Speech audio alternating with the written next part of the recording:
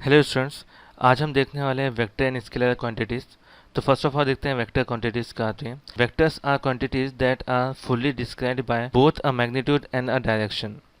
Okay, और scalar quantity होती है the quantities that are fully described by a magnitude और numerical value only alone. Okay, तो यहाँ पर देखिए वेक्टर वेक्टर क्वांटिटी क्या होती है, जहाँ पर आपका मैग्नीट्यूड के साथ उसका डायरेक्शन भी होता है। ये आपका मैग्नीट्यूड है, उसके साथ आपका ये डायरेक्शन भी होगा कि ईस्ट में है, वेस्ट में है। तो ये आपका क्या हो जाएगा, ये देखिए यहाँ पे 5 मीटर नॉर्थ, यानी कितनी दूर है आपका नॉर्थ से, कितने नॉर्थ तक कहाँ जाना है, 5 मीटर कहाँ कहाँ से कहाँ तक जाना है। तो ये जो होगा आपका, ये पूरा आपका वेक्टर क्वांटिटीज होगी। फॉर एग्जांपल आपको बताना है कि आपको है ना किसी को अपना डायरेक्शन बताना, आपका घर का लोकेशन बताना है, तो आप क्या बताते हैं, रेलवे स्टेशन पर आओ, रेलवे स्टेशन से नॉर्थ में 5 किलोमीटर आओ, 6 किलोमीटर आओ, जो भी आपका डायरेक्शन है घर का, उसके हिसाब से आप क्या करेंगे, डायरेक्शन बताएंगे। तो वेक्टर क्वांटिटी में क्या हो जाएगा, सिर्फ आप कोई नंबर नहीं बताएंगे। जैसा कि स्केलर क्वांटिटी क्या होती है, खाली एक नंबर बताएंगे, खाली न्यूमेरिकल वैल्यूज बताएंगे कि 5 मीटर, 10 मीटर, 20 डिग्री सेल्सियस, या 5 किलोमीटर, 10 किलोमीटर। ये सिर्फ क्या हो जाएगा, आपकी एक न्यूमेरिकल वैल्यू होगी, जिसको हम खाली मैग्नीट्यूड बोलेंगे। इसमें डायरेक्शन किसी ज़रूरत नहीं होगी कि किस डायरेक्शन में आपको मूव होना है। ठीक है, यहाँ पे डायरेक्शन की ज़रूरत नहीं होगी। लेकिन वेक्टर क्वांटिटी में क्या हो जाएगा, आपको डिस्टेंस के साथ साथ उसका, आपको मैग्नीट्यूड के साथ साथ आपको उसका डायरेक्शन भी बताना पड़ेगा कि किस डायरेक्शन में आपको मूव होना है। ठीक है, तो ये आपका वेक्टर्स क्वांटिटी होगी। ठीक है, तो ये हमारा वेक्टर क्वांटिटी और स्केलर क्वांटिटी था।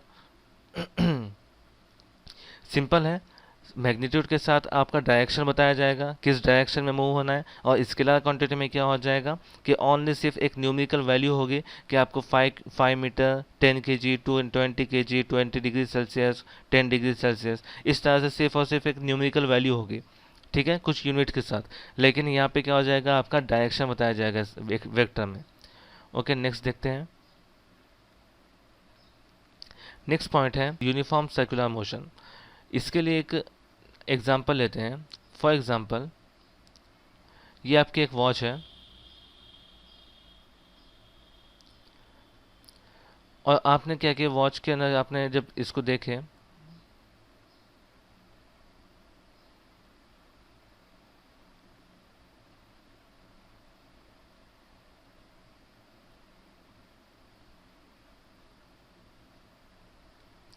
ठीक है, तो यहाँ पर देखिए, यहाँ पे मैंने 3 टिप्स ड्रॉ किया है।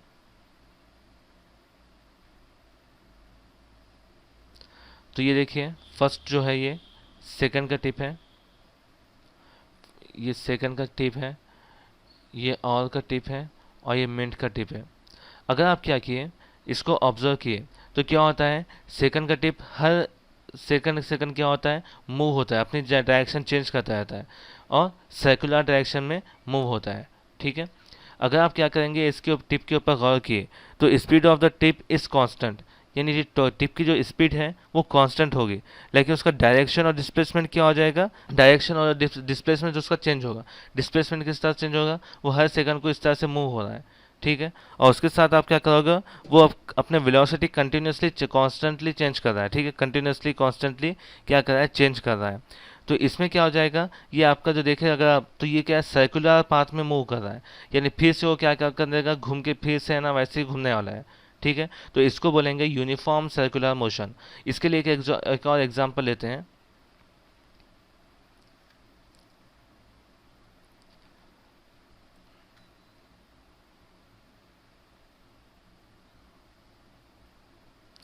ओके, तो ये देखिए, ये फॉर एग्जांपल आपने मौत का कुआं जो खेल होता है वो देखे ही होंगे। उसमें क्या करता है, एक है ना पिंजरा बना होता है।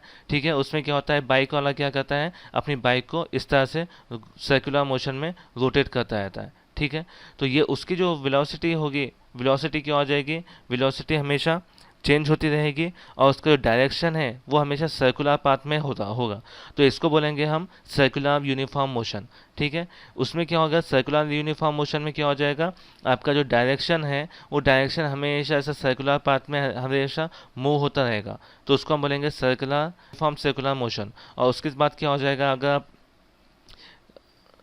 एक और चीज़ देखते हैं, फॉर एग्जांपल आपने स्क्वायर लिए, स्क्वायर में देखिए, स्क्वायर में भी सेम डायरेक्शन क्या हो जाएगा इसका, जब भी आप क्या करेंगे, इसको अगर यहाँ पे आपने पेंसिल रखें और यहाँ पे देखें, तो इसका इस तरह से अगर आप मूव हो रहे हैं, तो ये क्या है, ये भी एक circular direction, uniform circular motion है, ठीक है, ये भी एक यूनिफॉर्म सर्कुलर मोशन है। अगर आप क्या किए, इसके कुछ टिप्स को बढ़ा दिए, पॉइंट्स को बढ़ा दिए, इस तरह से पॉइंट को बढ़ा दिए, तो यहाँ पे भी अगर आप घूम रहे हैं तो ये भी आपका यूनिफॉर्म सर्कुलर मोशन है, ठीक है। फिर आपने क्या किए, फिर से उसको है ना क्या किए, पॉइंट्स को बढ़ा दिए, जो कोने हैं कोनों को बढ़ा दिए।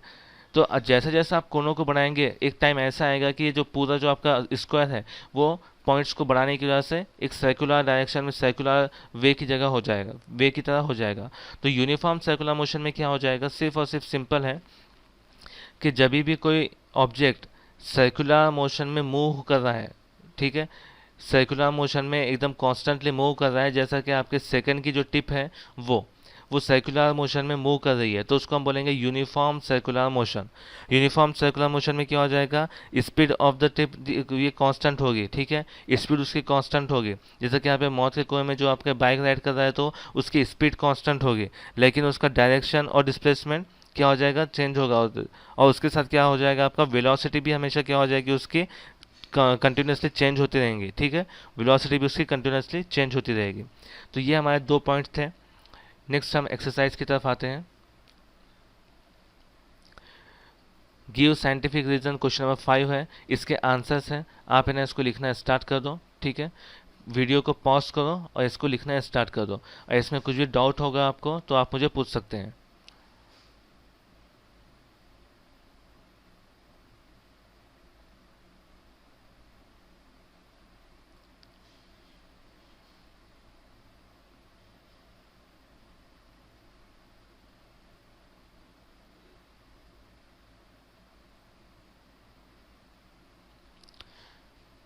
यहाँ पर ध्यान दो, ये देखिए डी क्वेश्चन में देखिए, it is easier to stop a tennis ball as compare to a cricket ball when both are travelling with the same velocity. तो यहाँ पे क्या बताया गया है कि टेनिस बॉल और क्रिकेट बॉल दोनों की क्या होती है, ट्रैवलिंग जो है वेलोसिटी उनकी सेम है, लेकिन टेनिस बॉल को रुकाना आसान होता है और क्रिकेट बॉल को रुकाना आसान नहीं होता है। तो उसका रीज़न पूछा है।